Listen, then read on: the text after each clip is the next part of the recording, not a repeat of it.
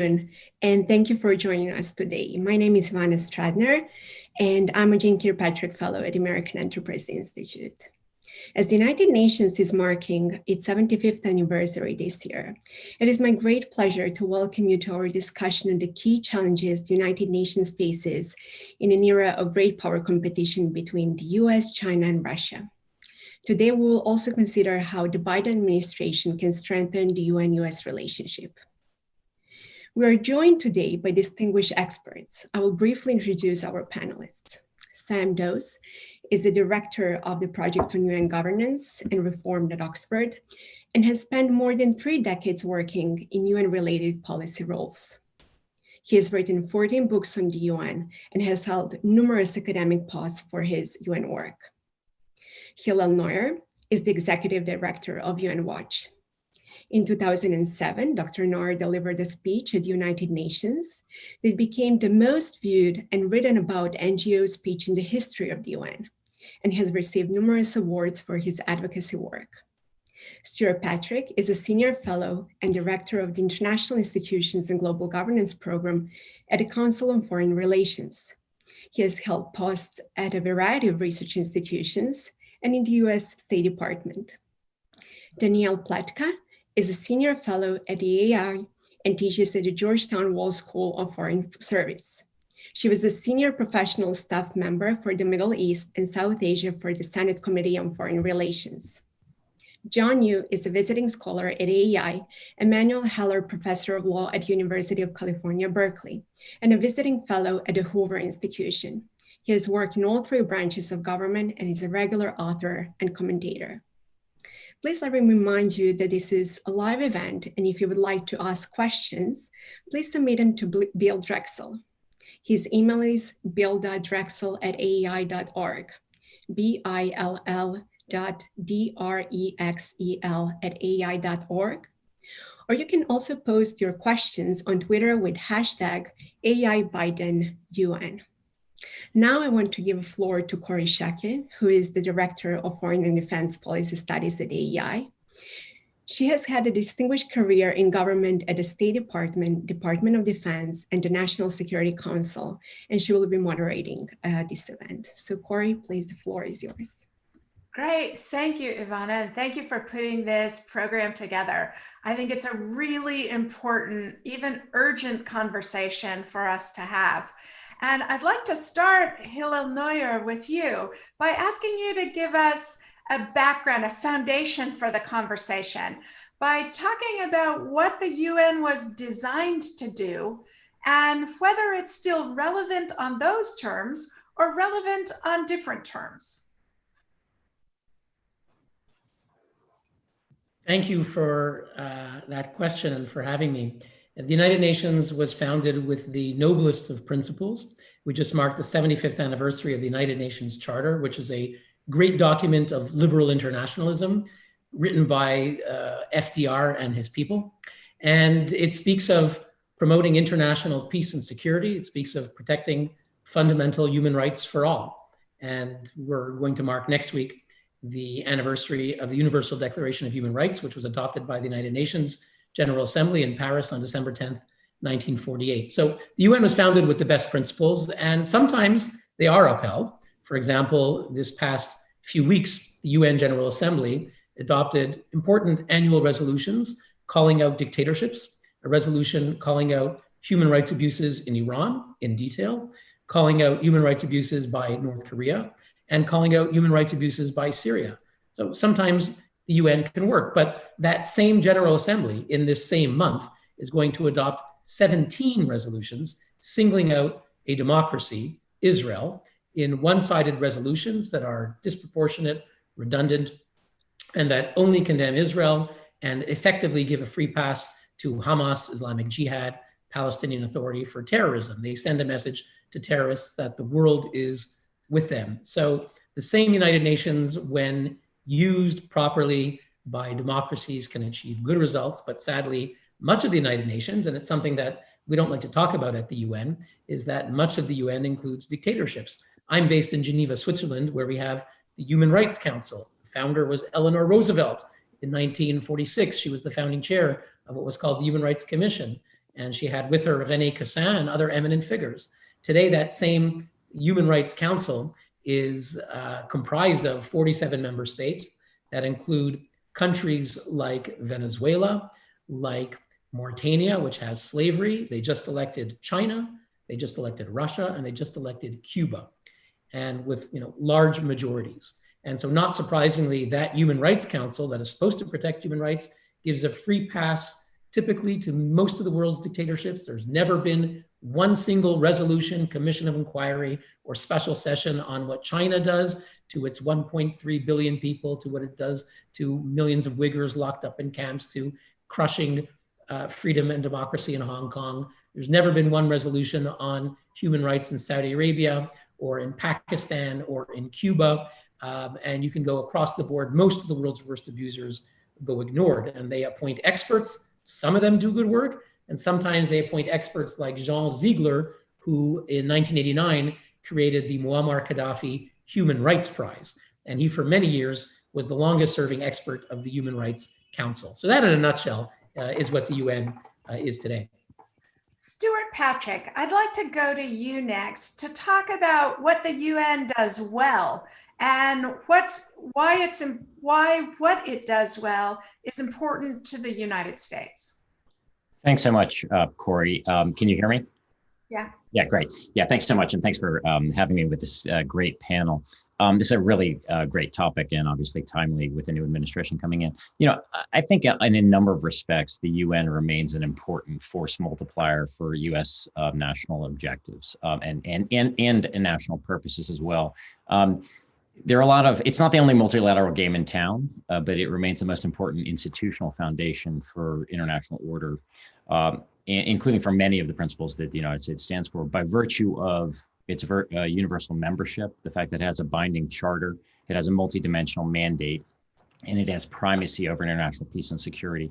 It's clearly stumbled on in many respects in terms of fulfilling some of its mandate, but I think that we do need to temper our expectations about what it can deliver.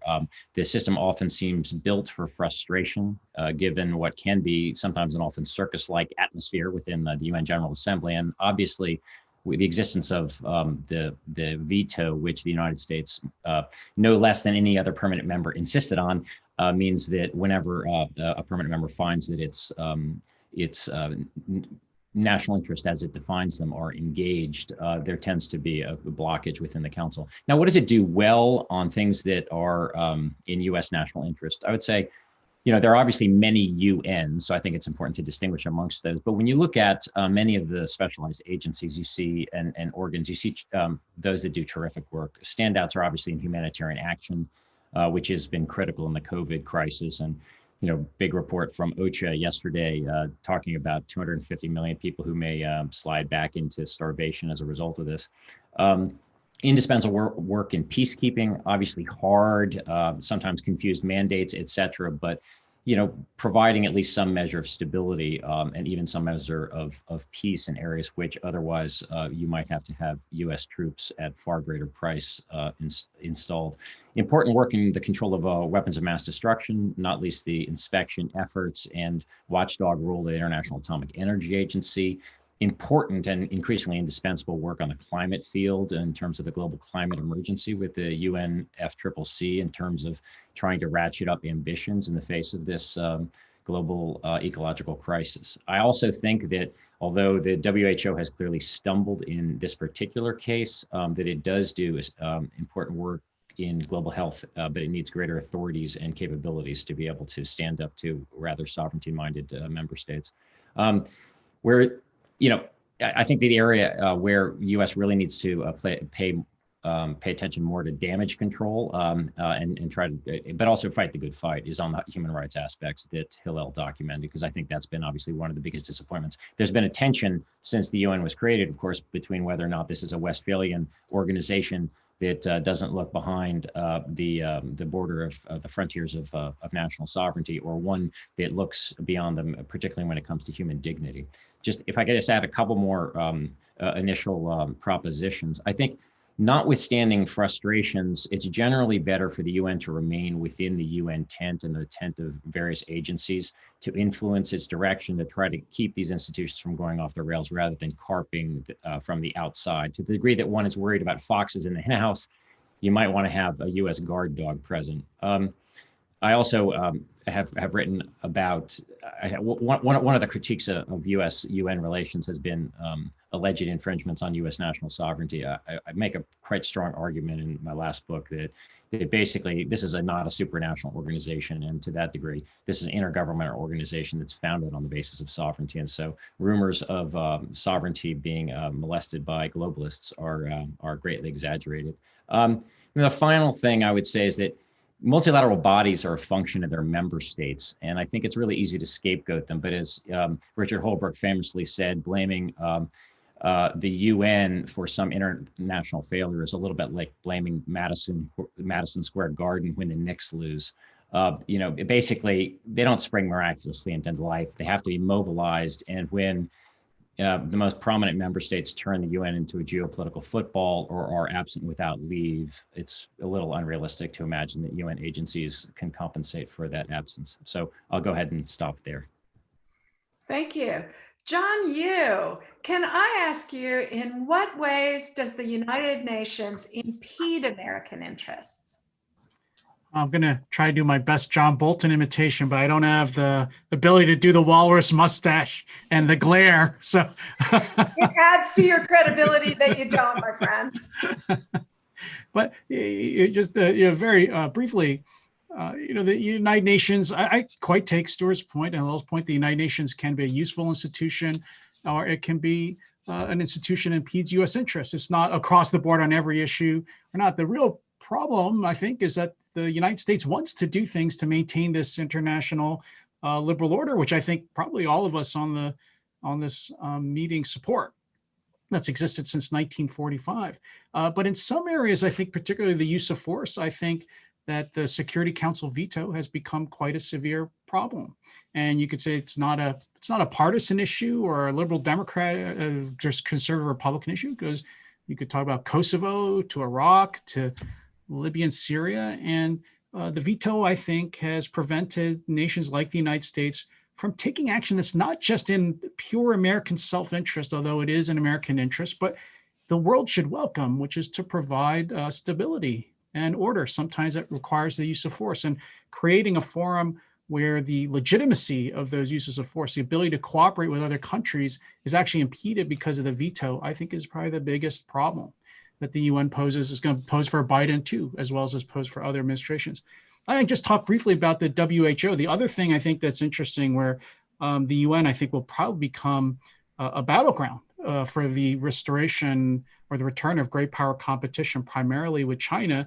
And I assume we'll talk about this more, is that the United Nations has become a forum, as Stuart pointed out, as Hillel's pointed out, where where authoritarian regimes are actually making a lot of progress. And we saw that the WHO could be corrupted, or other UN institutions could be corrupted by China using its influence and its economic power very aggressively. And I think that's going to be another area where the UN could actually harm US interests, unless the Biden administration, which I think wants to rejoin all these institutions, is going to have to redouble or triple American efforts to try to push back against China, not just at the WHO or UNESCO, but across a series of UN institutions.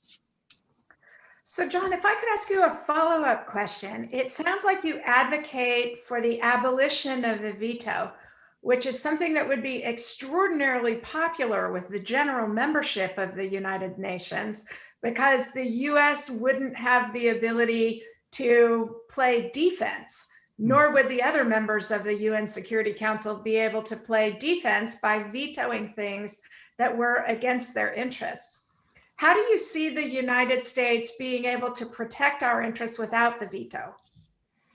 So I think that what existed before, and I think actually what functionally exists now, is that you have basically an alliance of democracies that sit down and argue. England, the UK, I'm sorry, it's not, England hasn't, the UK exited, but the UK, the United States, right? The alliance of democracies sits down and argues about it and tries to come to some kind of consensus. And I think is coming to the point where they're going to start ignoring Russia and China and their vetoes. We have had interventions that have gone forward, even without any UN authorization and with vetoes. Again, Kosovo, Iraq, or just Iran, I'm sorry, not Iran. Libya and Syria are examples. Iran might be one in the future. Who knows? You have fighting in the South China Sea and over Taiwan too. I think that what I saw when I was in the administration, though, is that UN Security Council approval is sort of sine qua non for a lot of other countries that want to help or support and agree with these interventions, but they won't do it unless they see some kind of Security Council approval. That was particularly a case, I think, with Iraq. So I don't think it's really a question of the US defending its interests with the veto, because I don't think that's really the problem. I think the problem is that the world has seen and is going to see more of an undersupply of the use of armed force to maintain stability rather than too much. Interesting.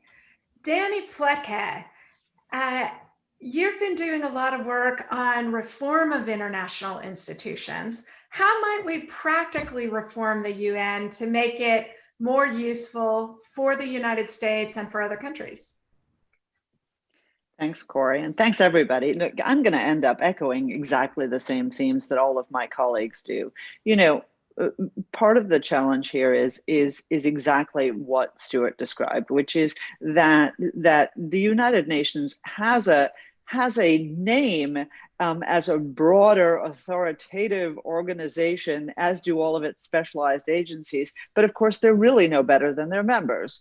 And the consensus among members to initiate the kinds of reforms that are necessary has not been there. And this is why we see, drift. So Stuart, who is a obviously much more polite individual than I am, used words like stumble and disappointment. And, when we talk about the royal disaster that the World Health Organization was in the initial phases of the COVID crisis, and how its leadership kowtowed to the People's Republic of China, I think there we really see the UN in some ways at its worst. It's not, there have been plenty of scandals. There have been plenty of, scandals in peacekeeping operations. There have been scandals within agencies, but really it is that corruption of its purpose in a situation where a supranational organization has to be there. When Brett Schaefer and I, who have been working on this project together, he's at Heritage, I wrote a line about the World Health Organization in the report we put out, and Brett scratched it out, but I stand by it. If the World Health Organization didn't exist, we would need to invent something like that to confront just the challenges that we've been facing in the last year. And by any account, it has been a stumbling disappointment, to use Stuart's terms. And the funny thing about it is that there are things that can be done in its case, in the case of the Human Rights Council that Hillel outlined, but in other cases where, for example, the United States has put its foot down over the last couple of years. The United Nations Relief Works Agency, which is, of course, its single purpose agency dedicated to the Palestinian refugee crisis. All of these are organizations that have strayed, in some cases, terribly far from their purpose, and in some cases embarrassingly far. Saudi Arabia, Pakistan, the People's Republic of China, Cuba, and Libya within the Human Rights Council being the perfect example. None of them require a wholesale revision. There are things that can be done, whether in the Human Rights Council, disqualifying, for example, states that are subject to, that are under investigation by the Council for membership on the Council might be one way to move forward. Changing the way that the voting structure goes. These are mundane procedural changes, changing the way that voting is done on the for the Human Rights Council seats, rather than, for example, having a select group be nominees, having the entire General Assembly be the nominees is one way to introduce competition there, to have a different voting system. You know, again, none of these things are Bolton-esque, to you know, bring back sort of John's analogy. You know, none of these things require lopping off the top 1/3 of the building and crushing everybody else beneath it. There are actually things that can be done in the World Health Organization. You know, those who pay in can in fact separate off and become a steering committee to which the Secretary General is actually accountable. Right now, he's not really accountable to anybody, to everybody, but at the end of the day, nobody. That in and of itself could create a World Health Organization that is far more responsive. UNRWA itself, again, you know, the United States is no longer funding UNRWA. The Biden administration would like to go back to it. I'm not sure Congress will let them. UNRWA has schools that teach anti-Semitism. In the basements of UNRWA schools in Gaza, they found Hamas tunnels that have been built there specifically to cover terrorists moving around from one place to the other. You know, surely there is something that can be done that would get UNRWA on a better path, rather than us, us serially choosing administration by administration to get in and then get out and then get in and then get out, none of which is salutary in terms of reform. Last point that I would make is the one about the Security Council. I think that John made a really important point. I usually agree with John, so that's not a headline, but I think that John made a really but I think John made a really important point. You know, if the Security Council were actually more effective in looking at the conflicts that we've had to deal with over the last 20 years or so, it could actually play a role in preemption, rather than having the United States have to come in at the end of the day with the cavalry and solve the problems that end up festering, because this organization that was intended to deal with issues of global peace and security and threats to that peace and security has basically become a null set. Right. So, you know, you see a Security Council that, yes, we can all applaud the IAEA, but the fact is that it didn't do anything about IAEA reports on Iran for more than a decade. It still has never spoken on the question of North Korea. You know, this is the height of irresponsibility, and that's one of the things that the veto affords members, is to basically kick the can down the road until conflict is almost inevitable. So, you know, my view is that there are lots of things that can be done and lots of things that should be emphasized that aren't, that could push us in the right direction. Joe Biden was our partner when I worked at the Senate Foreign Relations Committee in the Helms-Biden reforms of the United Nations. And that was a bipartisan set of reforms and a bipartisan bill that really actually had an impact at the United Nations.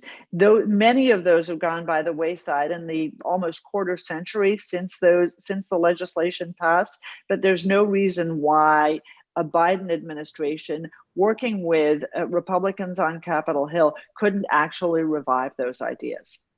That's it. So Sam Dawes, I would be interested in your judgment about how other states might react to a US agenda of that kind, and what ideas for making the UN more successful at its mission we haven't had tossed into our basket of conversation yet. You're muted, my friend, you're muted. Apologies. Thank you, Corey, and it's lovely to be part of this. And a lot of what people have said already very much resonated for me. So I wanted to make one comment, if I could, before answering the two questions you posed. And that's, I think, from what Hillel raised around the problems with the the prejudice of the Human Rights Council against Israel, the disproportionate focus on Israel and discrimination. I think that's very true, and it points to the fact that there are two United Nations. There's the UN of the 193 member states, which contains states, both saints and sinners, and there's the UN Secretariat headed by the UN Secretary General. And in my experience, both working for the UN under Kofi Annan and then working for the British Foreign and Commonwealth Office, I never saw any prejudice against Israel or anti-Semitism within the Secretary General's office, within the High Commissioner for Human Rights. But you do see the disproportionate amount of conferences, reports, resolutions against Israel through the intergovernmental bodies. So when we're looking to reform the UN or strengthen the UN, I think that clear distinction between which UN are we talking about is so essential in each case. And it's similar with the World Health Organization, where I think one of the drivers for the WHO being slow off the block at the beginning in declaring a global pandemic was not just any sensitivities around China, but I'm sure that existed. But it was also the fact that with the H1N1 pandemic in 2009, WHO declared a pandemic early. The disease didn't turn out to be as bad as people expected. And there were huge inquiries, including within the European Parliament, asking why all this taxpayers' money had been misspent by WHO being so quick to say there was a serious problem. So I think you also need to look at the incentives for the bureaucrats and the fear that they have of misstepping in different ways. So the past often can help us understand people's motives and the way that they behave. So quickly on your questions, Corey, I think President Biden's administration, when he comes to office, will be welcomed by many states as a re-engagement with multilateral solutions. And particularly, I know the UK is very much going to welcome US leadership in the run-up to COP26 on climate change in Glasgow at the end of 2021. But it's also true to say that he's entering a very different context in pursuing US interests at the UN than he did when he was vice president under Obama. As John has already mentioned, China is a much more important player, second largest financial contributor. It's lobbying a lot more, secured a lot of senior posts. It's put a lot of influencing through bilateral and groups into influencing other member states. And it's created its own parallel kind of mini-lateral system of the Belt and Road Initiative, the Shanghai Cooperation Organization, so sort of parallel mini-lateral structures alongside the UN. It's also facing a UN where the private sector is essential to delivering a lot of the objectives like climate and the SDGs, international development, but the UN isn't geared up yet to or trusting yet in the private sector contribution. So I think that's a real challenge. There was a maxim that we had in the Foreign Office, which was that there's nothing you can't achieve at the UN if you're willing for someone else to take the credit for it. So that's at the beginning of my answer to your second question of how might Biden gain support for his agenda. It's really, I think, building trust at a time when geopolitical tensions means that's in short supply, partnering with developing countries on issues important to the US, and clarity, be clearing about areas of strategic cooperation. The rollout of vaccines and antiretrovirals in an inclusive global way will be important. Energy security and the transition to renewable energy will be another key area for US leadership, led at the state level by Texas and California. But also be clear for the US to stand up for areas of strategic competition. So particularly artificial intelligence, areas of trade, and the values agenda that Hillel talked about. So looking perhaps not about an alliance of democracies, but this concept the UK has put forward of the D10 of actually caucusing as democracies within existing multilateral institutions. I think that is probably something that Biden will adopt. And lastly, President Trump was quite supportive of Antonio Guterres's reform agenda, partly through the really skillful work of Nikki Haley in building support both in the White House and in the UN system. And so I think ways of actually working with a progressive Secretary General, the first Secretary General with a science and engineering background, I think it's going to be crucial, because one of the greatest challenges for the UN and US engagement, it will actually be the transformation over the next 10 years that we're going to see in science, technology, engineering, and medicine, and the opportunities that brings for global cooperation, but also the real challenges in governance and in cooperation.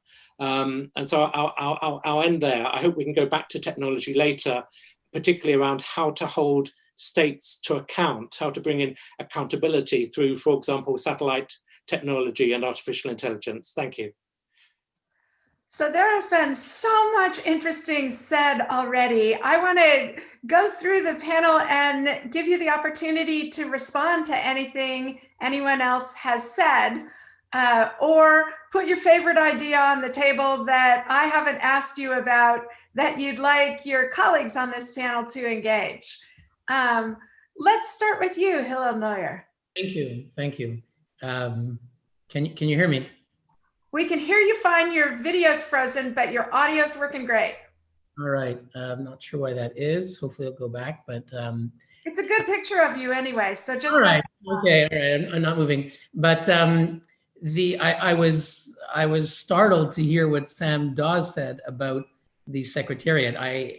He made the distinctions between the Secretariat and the nation states, which of course is an important distinction. The UN includes both. There are UN bodies like the General Assembly, which are 193 nation states, or the Human Rights Council, which is 47 nation states. But and of course, then there's the Secretariat, which are thousands of civil servants or bureaucrats based in New York or Geneva or elsewhere, and those are distinct entities and distinct people, and we should judge them differently. But I was startled to hear him say that the Secretariat, and particularly the UN Human Rights Office, are not prejudiced when it comes to Israel. I had only referred to the General Assembly resolutions. I had not talked about the Human Rights Council regarding Israel. But if you look, the Human Rights Council certainly is obsessed with Israel. They have one agenda item for the world and one on Israel.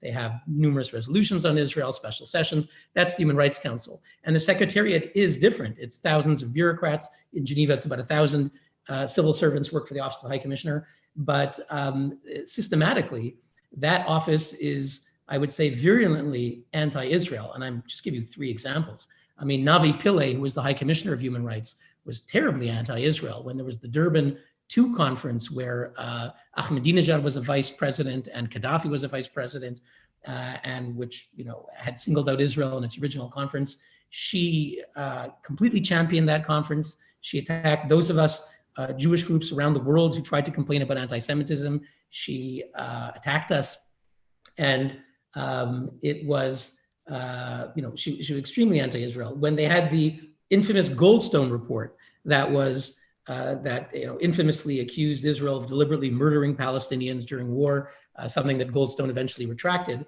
the person they hired to write chapters of the report was Dr. Chritja Bars, who's a radical Marxist law professor who was spokeswoman for the Gaza flotilla. She was the spokeswoman for the Gaza flotilla, made up of IHH terrorists, and she was writing. She was the neutral Secretariat writing chapters of the Goldstone report. I'll give the person heading the subsequent commission of inquiry was William Schabas, that the Secretariat helped pick, who was said his favorite criminal in the world to see in the ICC dock would be Benjamin Netanyahu, and then he was called upon to investigate whether Netanyahu was guilty of war crimes. And he was someone recommended by the Secretariat. So I'm not saying the Secretaries General are anti-Israel. I don't think that the current one is, or the previous ones necessarily were. But if you talk about the Office of the High Commissioner, which Mr. Dawes did, then I could give you dozens of examples where it's extremely prejudiced against Israel. So yes, they're different, but both of them suffer from this prejudice. So I'm really glad we got those important points on the table, but I also don't want this conversation about the United Nations to telescope down to a conversation solely about Israel and the United Nations treatment of Israel. That's an important part of what we're doing, but I don't want it to be all of what we're doing. Stuart Patrick, please, if you have a different subject on this, add it to the mix. Yeah, let me add a couple. The first is and it's related to this sort of sense of that China has been stealing a march on the United States in the corridors of power and getting higher levels of positions. Although I'll note that at least in one of my figures, that when it comes to senior level assistant secretary and above within the UN, I had a figure of 26 U.S. nationals versus 3 Chinese still. So I think that while it's important to realize that the game is afoot, and so we might as well start playing it, that we actually still have the UN as some relatively favorable terrain, and the key is really to be able to persuade countries that it's one thing to say America is back, but after a double 180. Arguably the most dramatic two-way 180-degree switch in U.S. Diplomacy towards the United Nations since the United Nations was founded, which is what we're about to get into. There will be some doubts about U.S. staying power and its ability to build coalitions. Another thing I wanted to address is the question of partisan divides in the United States and what that will actually permit. I don't know if you saw there's been a bunch of polls from Pew, but also the Chicago Council poll, Divided We Stand. And there are just some absolutely remarkable figures about the fact that we live in two different universes when it comes to how Democrats and Republicans actually, in terms of rank and file Democrats and Republicans actually see the United Nations. For Democrats approve of the United Nations, 88% in favor and 4% opposed. Republicans, it's 40% in favor, 51% opposed. For independents, it's 2-1 in favor. So that gives you at least some idea of just sort of the raw material in terms of building a domestic constituency and for engaging the UN, much less how you engage it. The other thing that I'd mention, which is really remarkable, and it may have something to do with the language that President Biden, or when he's inaugurated, President Biden will be able to use or will be tempted to use or not use, is this question of American exceptionalism. That poll was absolutely remarkable. The notion that the United States is exceptional among powers in the world still holds 80% approval, down from 85% amongst Republicans. But Democrats, it's gone from 65% to 1/3 of Democrats believe that the United States is exceptional in the world. How that relates to the kind of rhetoric and declarations of American purpose and notions of, the president-elect is fond of using language just symbolically he still speaks of the indispensable power, sort of channeling his inner Madeleine Albright, I think. And he uses the phrase American leadership, which his predecessor or the current president has not used very often. But it'll be interesting to see which of those sort of full-throated American leadership vision, or whether or not something a little bit more humble, for better or for worse, is what the world sees once he's inaugurated. John Yoo, anything you'd like to respond to, or anything you want to make sure we address in our conversation that hasn't come up yet? Yeah, I just have one big question for, I'm handicapped by being a lawyer and not foreign policy PhD guru types like the rest of you. But my one question would be, is it possible that the period of UN sort of relevance and competence we've seen since the end of the Cold War is coming to an end? Because the period of sort of American unipolarity is coming to an end, and if we are really going to return to a world where China and the U.S. are, as some people said, are going to sort of be in a contest that's different, but also kind of like the Cold War, could you see the UN returning to the role played in the Cold War, where it didn't really have meaningful executive functions, sort of in the use of force and these kinds of areas? It was primarily a political forum where the two sides argued against each other and politically mobilized against each other, but did perform sort of useful roles or areas of cooperation, I think primarily in the area of development of what they used to call the third world, but now we would call the developing world. That seems to be, I mean, if I just throw that out there, that seems to be sort of something that'd be a highly possible outcome for the Stuart, UN. I think you were agitating to be able no, absolutely. I feel I'm back in second grade, no, but John, I think it's I think, you really put your, just to hit the nail on the head. The big question is, I mean, on one level, yes, you could totally imagine it going back to highly acrimonious, more geopolitical rivalry, more there may be less sort of overt ideological rivalry. I know there's some difference of opinion about that. A big paper came out from the policy planning staff suggesting that there's not only geopolitical, but lots of ideological rivalry, sort of a Mr. X article for the present day. But I think the difference really is maybe that we have, at the same time as we have these geostrategic rivalry issues about sort of regional power balances in East Asia, et cetera, or perhaps even in Europe, you also have this huge global agenda, which includes pandemic disease, which includes climate change, which includes nuclear weapons proliferation, where somehow we have to be able to figure out whether or not we can bracket certain areas of cooperation within the United Nations from some of those other areas of major competition. And I don't know if we can. I mean, one thing that was striking about the whole hullabaloo over how the WHO was handling COVID was that, during the Cold War, the United States and the Soviet Union, I don't want to romanticize it too much, managed to cooperate on polio, and they managed to cooperate on the eradication of smallpox. And yet somehow this became, and obviously because of it's where it originated, at least in part, but it became a huge political football in which multilateral cooperation effectively ground to a halt, particularly amongst those two countries where they were concerned. Sam Dawes, I saw you levitating to also respond to this. Thanks so much, Corey. Yeah, no, it's a great question, John. And I think geopolitical tensions really existed right to the beginning of the UN's history. It was obviously born out of the Second World War, and the Cold War descended so quickly that we saw even worse moments, such as the time of the Korean War, of tensions between the US and the Soviet Union.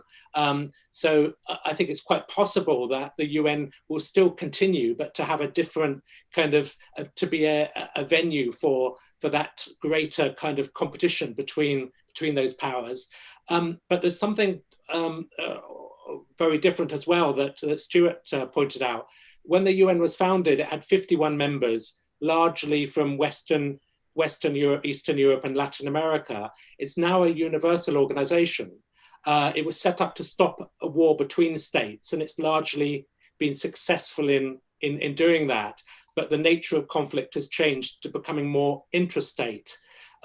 So in a way, as the world has changed, the UN has adapted, sometimes successfully, sometimes unsuccessfully. But the bulk of the UN's expenditure now is in international development. So not in the areas that were originally envisaged when the UN Charter was drawn up. So you've got this much more of a matrix of different multilateralisms and minilateralisms, but the interests of member states have been very, have been evolving as well. So I think that the whatever happens between superpower or major power geopolitical tensions, you've now got a host of smaller power and middle income power interests, which are much broader than the kind of traditional security or the security and human rights framing. And I think that will carry the UN forward alongside the geopolitical tensions. So listening to Sam, I dissent from one of the conclusions he drew, which is that the UN is responsible for preventing wars. It looks to me like the area in which the UN has been least effective is actually on the hard security work, and where it has been extraordinarily successful is on development, spreading health practices.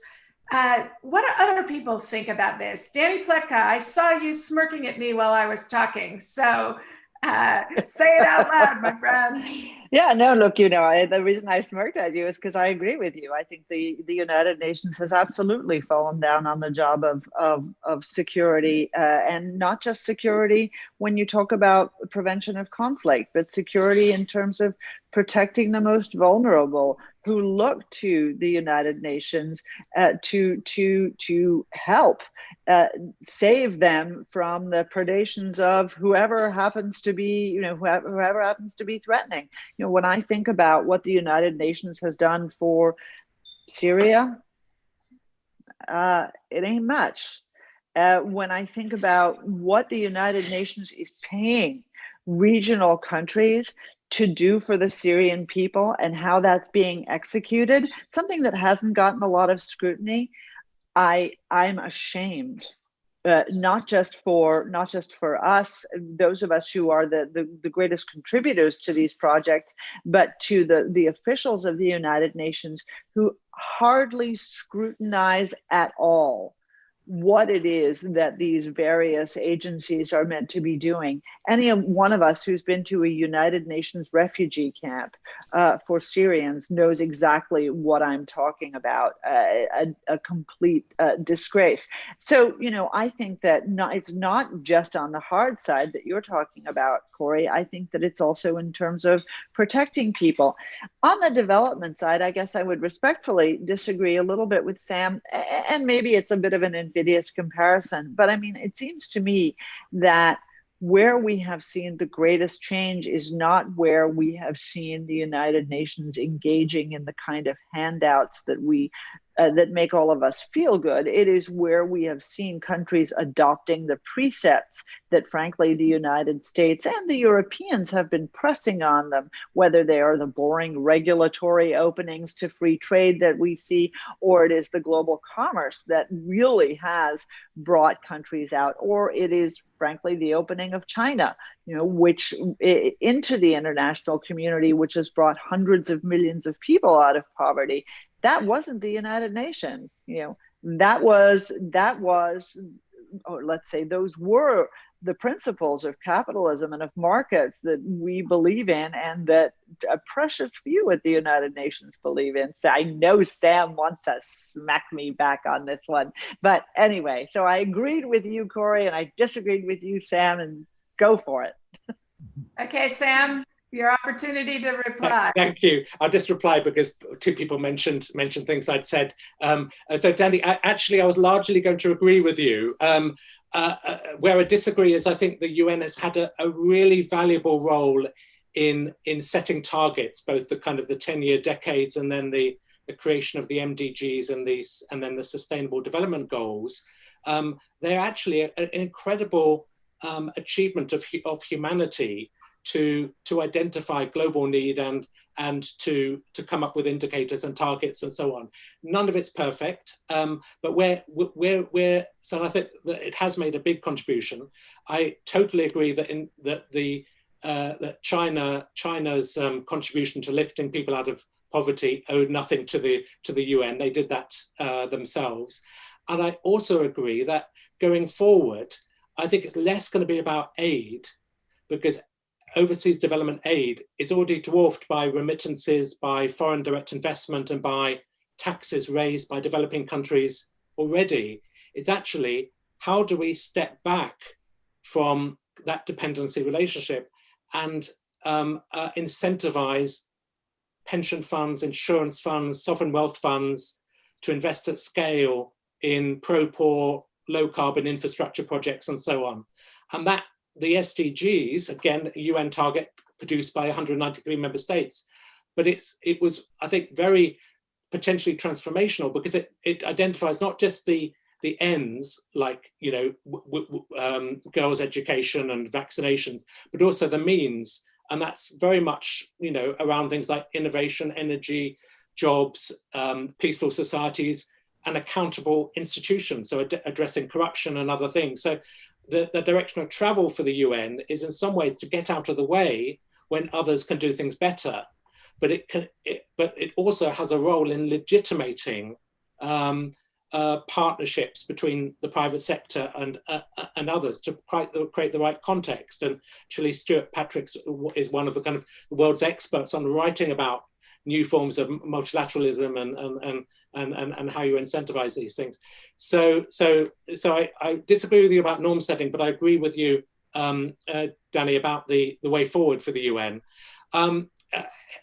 Hillel, I was only speaking really to my personal experience of knowing well the last 4 Secretary Generals, and I was pleased that you agreed with me that you didn't see kind of anti-Israel or Jewish bias from there. I mean, the High Commissioners for Human Rights that I've known, Zaid and Mary Robinson, I greatly admired and never saw anything that I felt was undue. You're based in Geneva and much closer to the work of Navi Pillay and others. So I trust and accept the criticism that you have of some in the Secretariat on the human rights side. I think the bigger fix is actually in the intergovernmental bodies and the mandates that are given to staff, and then you'll get kind of improvements in that area. Thanks, Corey, for the chance to reply. So I have a question I'd like everybody to take a shot at answering, which is, in preparation for chairing this panel, I went back and read the Eisenhower administration's UN review that they did when they came to office in 1953. And it was so refreshing to see that they had already concluded that the United Nations was ineffectual, was not achieving the aims for which it was established, was the Security Council was deadlocked unrecoverably, and then they crafted policies. It was fascinating to me that they didn't conclude from that assessment that the United States should walk away from leadership roles in the UN. What they concluded was, because you cannot get practical things addressed in the Security Council, they believed you needed to use the General Assembly as a place to win hearts and minds, and that the way to do that, that is to use the UN to Cold War Western advantage, was to have an attractive and energetic work plan for the United Nations. And Stuart, I want to start with you on this, because as Sam said, you've done so much thinking about what the UN might be doing, where multilateralism might go in a way that could be constructive, rather than just gnashing our teeth at the ineffectualness of the things it doesn't do well. Yeah, thank you so much. And that's great. That must have been a fascinating historical document. And yeah, there's no question that immediately, I mean, I read a book that looked at the origins of American multilateralism, and it basically was what happened when the dawn of the Cold War happened, and all these one world plans that Franklin Roosevelt had been laying ended up becoming complicated by the dawn of the Cold War. And so, what do you do with a place like the United Nations? And some of it ends up being damage control. But I think the other aspect, which I think we've really fallen down on, and I won't just criticize the Trump administration for this. I think that we really have underfunded it and under-resourced it, but also under-prioritized it, is just investing in the tools of multilateral diplomacy and actually training in multilateral diplomacy in a way. Sam may have some reflections on this, since of course he served for the FCO, I guess, in that role.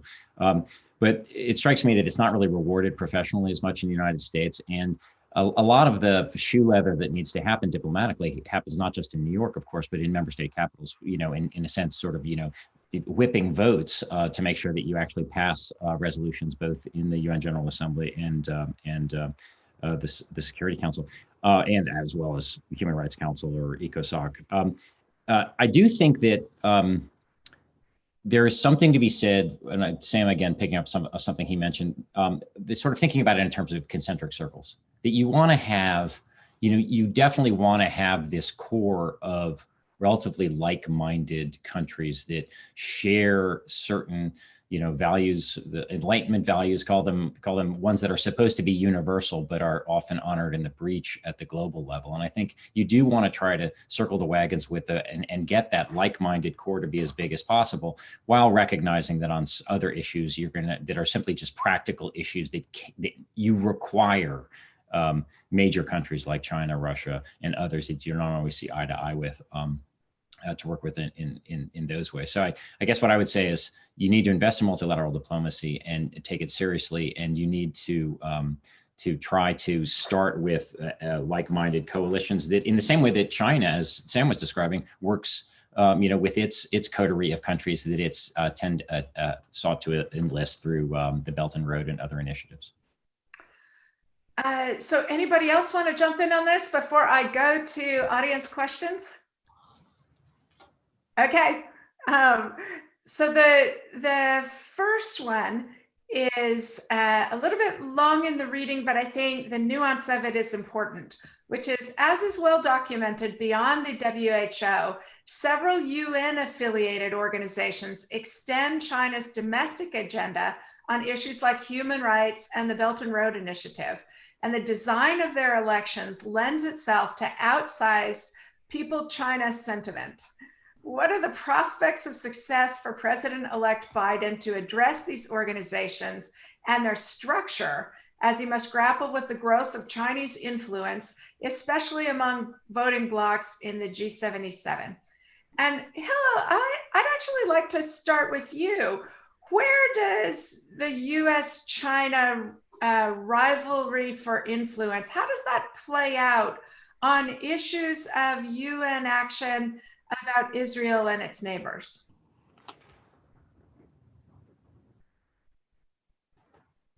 You're muted, my friend, you're muted. Thank you. You're asking me how the US-China rivalry affects the Israel issue? Yeah, do you see any influence?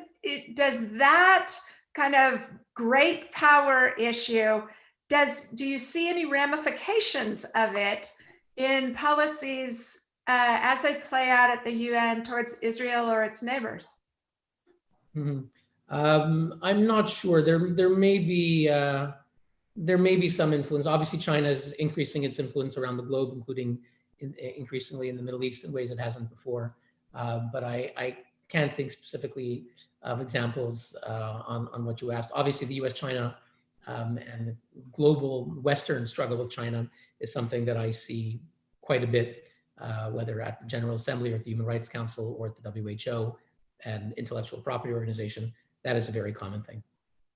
I was struck by Stuart Patrick's reminder that for all of our concern about China taking over leadership roles in UN organizations, that China has roughly 3 and the US has, did you say 24? Yeah, Stuart? 26. And this was from a paper that colleague Jeff Feltman actually had, who you're probably familiar with, who used to be, I guess, Undersecretary of the United Nations. And this was basically looking at China's growing influence in the UN. Had some really interesting figures in there. They do have, I guess, sort of 4 specialized agencies now. And so that's, FAO, ICAO, ITU, UNIDO, I believe they still have all of those. So it's not like it's not occurring. But and they can, just to pick up a little bit on the question you asked Hillel, they do seem to be able to mobilize some of the members of the non-aligned movement. Kind of hilarious that China is still notionally a part of that movement, but also the African Union too as well. Although Africa is obviously a diverse continent, and so not every country is going to go along. But the Xi Jinping has pledged lots of money for peace and security, and also for development in Africa, and obviously the Belt and Road initiatives hold some sway, although they're not mixed blessings from the countries involved, as I understand it. But Sam may know more about how China does its machinations to get votes. Sam, do you want to comment on that? Sure. Yeah, I'm happy to, and I agree with all those the points that just been made. I think there's 2 things to understand about China's motives. One is that it starts at a very different position than the United States. The US is fairly food and energy self-sufficient.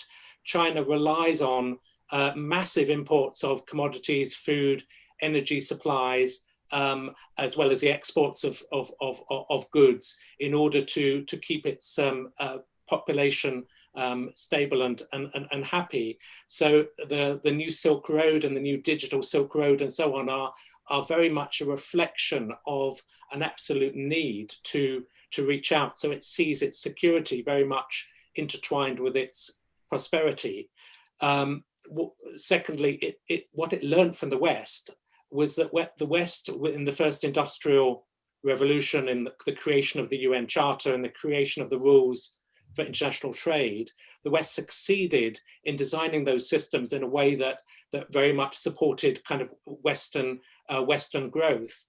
And China's trying to learn that same lesson. So it's targeted the areas of the UN that it thinks are most important in terms of regulation in the future. So areas like agriculture and computing and telecommunications, aviation. It tried to become get a Chinese national to be head of the World Intellectual Property Organization, but was beaten by a Singaporean candidate after a lot of US lobbying.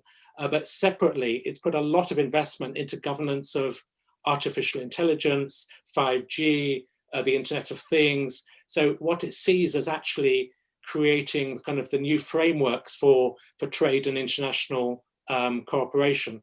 And it's been incredibly successful. And unfortunately, I think that the US kind of withdrawal from the US system in many ways led to other countries kind of filling that void. I don't think it's entirely negative. I think that Chinese interests within the African Union and through the Belt and Road Initiative can also have positive aspects. But I think that China really has secured significant gains throughout the entire multilateral system, while the US in some ways have been semi-withdrawn from the system. So you make an interesting point that standard setting is not a neutral exercise. And I would point out, though, that the Chinese clearly don't think it's a neutral exercise either, right? They wanted the leadership of Interpol, for example, in order to be able to use the organization in ways that, when they weren't able to, resulted in the disappearance into China of the Chinese head of Interpol, never to be heard from again. John Yu, any thoughts on what we should be doing, how we should be using international standard setting to be able to reveal the nature of the systems the Chinese are trying to put in place, or to make a more effective case for more open standards? Corey, it's an interesting question. I was just thinking about it. I can't help but compare it to the domestic situation where these standard setting organizations, which parallel the ones we have at home, are important just to prevent a waste of time and energy on the part of everybody fighting over, which internet protocols to use, or which side of the road to drive down. Although we still haven't convinced our British friends to drive on the right side, nonetheless, it would be better for the world if we had certain standards.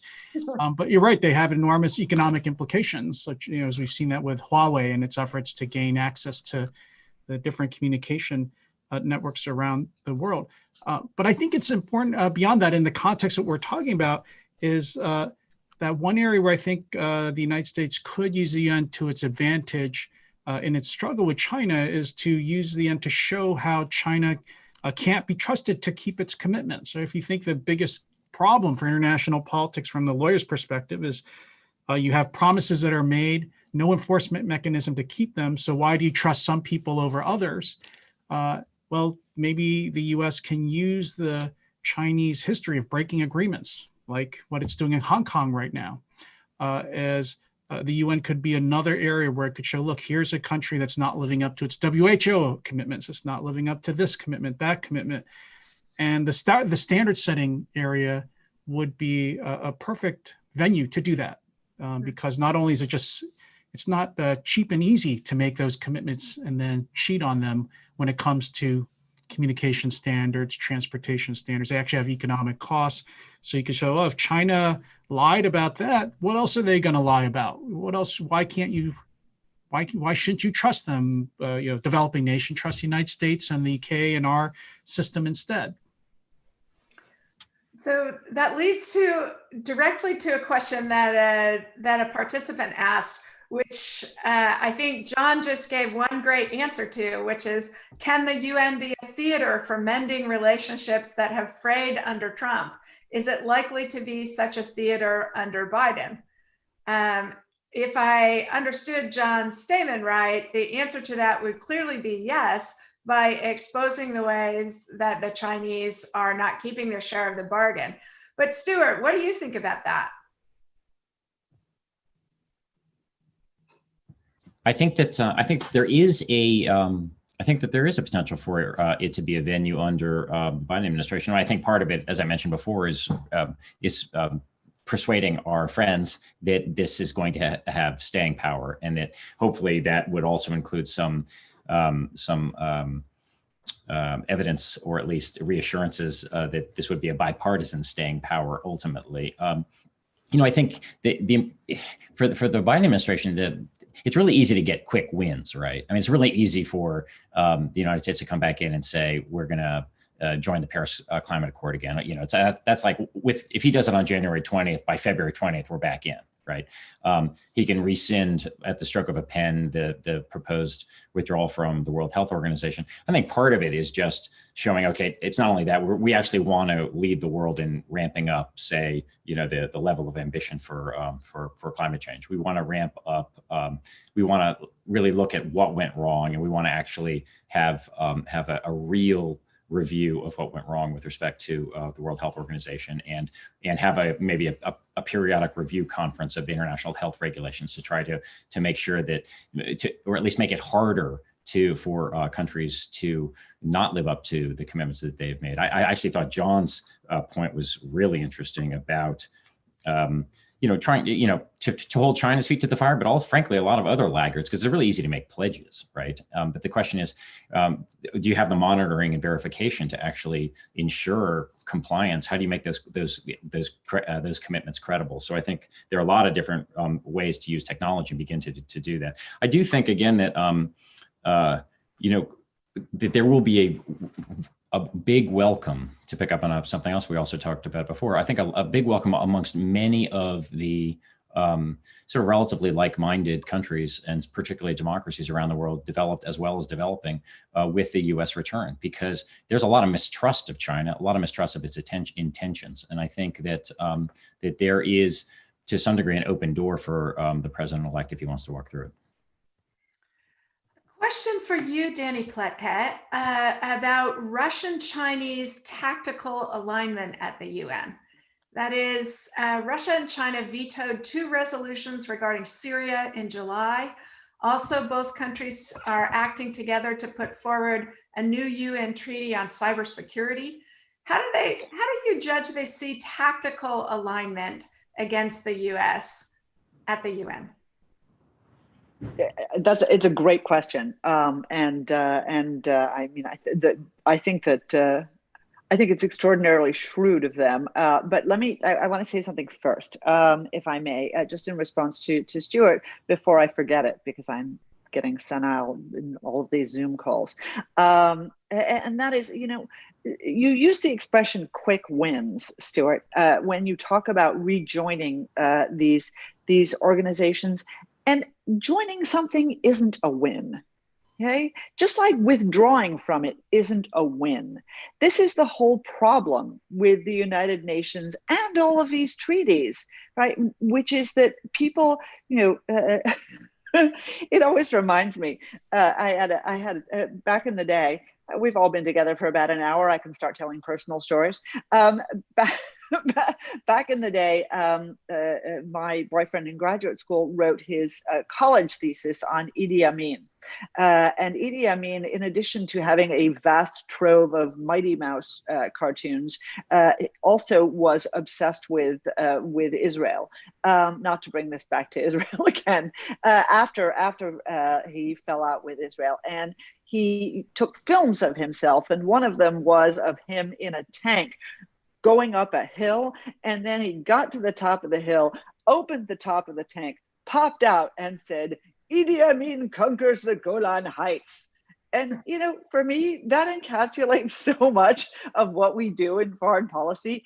I signed this agreement. Look at me. I'm great on climate. I signed this agreement. Look, I'm great on human rights. And of course, adherence and effectiveness and doing something relating to that actual signature is often left far behind. You know, oh, well, you signed the Convention on Torture. You must mean that, right?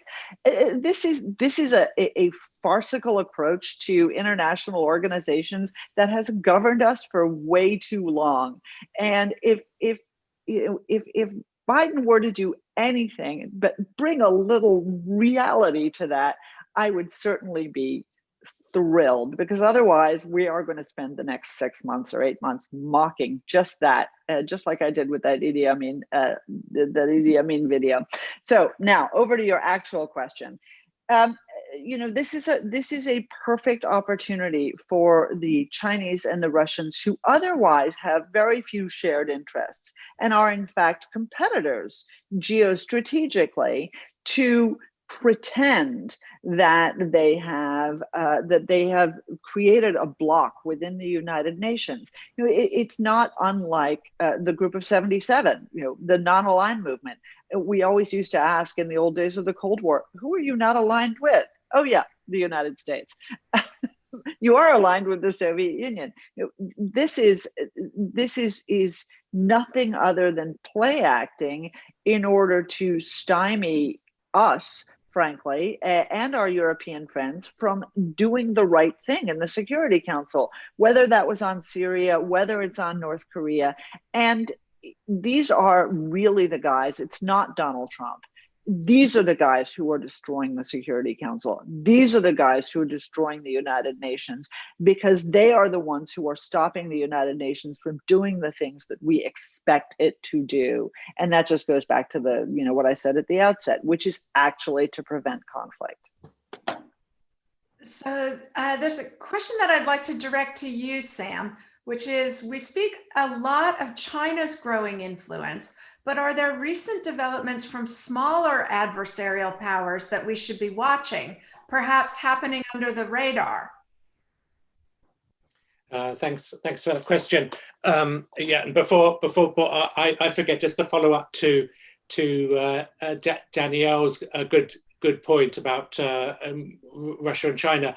We mustn't forget that 90% of Security Council resolutions are still passed by consensus. So the areas of the application of the veto are really Syria and the Ukraine. So it's appalling that the conflict in Syria is continuing, but I take great heart from the fact that there's agreement on resolutions, particularly conflicts in Africa, DRC, CAR, Mali, South Sudan, and so on.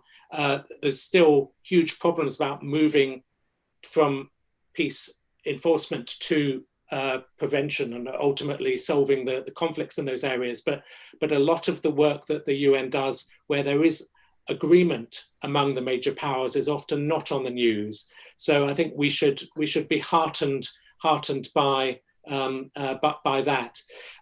In terms of kind of other adversaries, I think it's important to I would reframe that and actually say every country has an absolute right to prioritize its interests. It may be simply that those interests are not ones that we agree with. So the best way of influencing others and overcoming others' agenda is sitting in their shoes. So in the case of China, they had a whole century of, they call it the century of humiliation, where they feel that the West, misused international law to invade their sovereignty. And part of the reaction of the current regime in China is in response to a mistrust of international law being used in that way. So I think there's various ways that we need to kind of step into each other's shoes. That doesn't mean that empathy leads us to agree with it, but it means that I think we better respect where they're coming from. Generally, I think there's a I find it hard to answer the question of where new threats were coming from. But I think that there's certainly new challenges, and climate change is probably the most existential that our generation will face, because we have kind of 10 years to turn it around. And there, China has actually been a leader in some respects. In it's brought the price of renewable energy down, and invested a lot within China, but it's also failed to apply that to the Belt and Road Initiative. Most of the energy investments by China, 80% in the Belt and Road, have been in fossil fuels. So there is a way that the Paris Agreement, as it's formulated, doesn't penalize China for setting other nations on a trajectory that will breach the Paris Agreement. But it also doesn't treat China fairly, in the sense that a lot of the embedded emissions, the things that China produces for the West and sends over to us, that we buy from them, are counted against China's emissions. So I would just, I think the best way to look at new threats is really, stand in the shoes of the other country, try and see it from their perspective first. Hello, may I ask you, you didn't see the US-China rivalry affecting the issues your work focuses on. Do you see other powers, adversarial or allied, lesser powers, able to drive an agenda on Israel issues?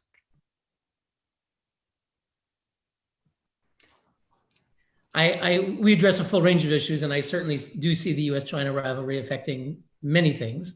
And one of them is the issue, for example, of on Chinese human rights, where China is increasingly aggressive in trying to block any scrutiny. We saw it in China joining in April, something that we had revealed, that China was named to the 5-member consultative group of the Human Rights Council, which has the significant power of selecting this year 17 different human rights experts, including the experts on arbitrary detention and enforced disappearances. China is playing a key role in selecting those experts. It goes through a process. In the end, it's the president with the council that has to finalize it, but the vetting is an essential part of it. And we saw that they chose Irene Khan to be the special rapporteur on freedom of speech. And she is someone who had showered praise in China for their Belt and Road Initiative not long ago. So we're seeing that manifest. You have the rivalry throughout UN bodies and the General Assembly. Each year, we now have a Western statement. I think it was the UK that may have delivered the last statement calling out China for its human rights violations in Xinjiang and Hong Kong. You might have 20 or 35 or 37 countries. And then the next day, China comes back with 50 countries on their list. You read in the news. And then it was Belarus that delivered the statement praising China for their actions on Xinjiang. And then the journalists report that Belarus had 50 countries supporting them, the pro-China statement. And you called the Belarus mission, as we did, and said, can you give us the list of the 50 countries reported by Reuters and AP and all those? And there is no list. And you look at every single UN document and any other document, and there is no list. But in fact, China didn't have 50. They just announced that they had 50.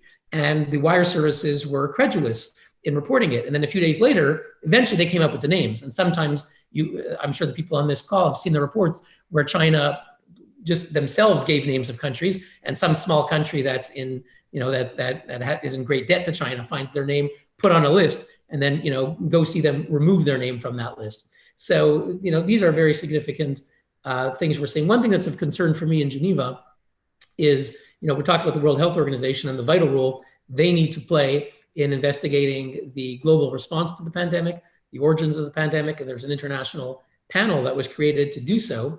And the person that was chosen by the WHO, one of the co-chairs, is Helen Clark, who's the former Prime Minister of New Zealand and former head of UNDP. And she's meant to investigate, among other things, the role that the WHO played in responding to the pandemic, as well as the role of countries like China, where it seems to be the origin of the pandemic. And sadly, Helen Clark, for the past year, has been voicing ardent championing of the WHO's role. She's basically been their advocate, and now she's meant to investigate the role. It's frankly absurd.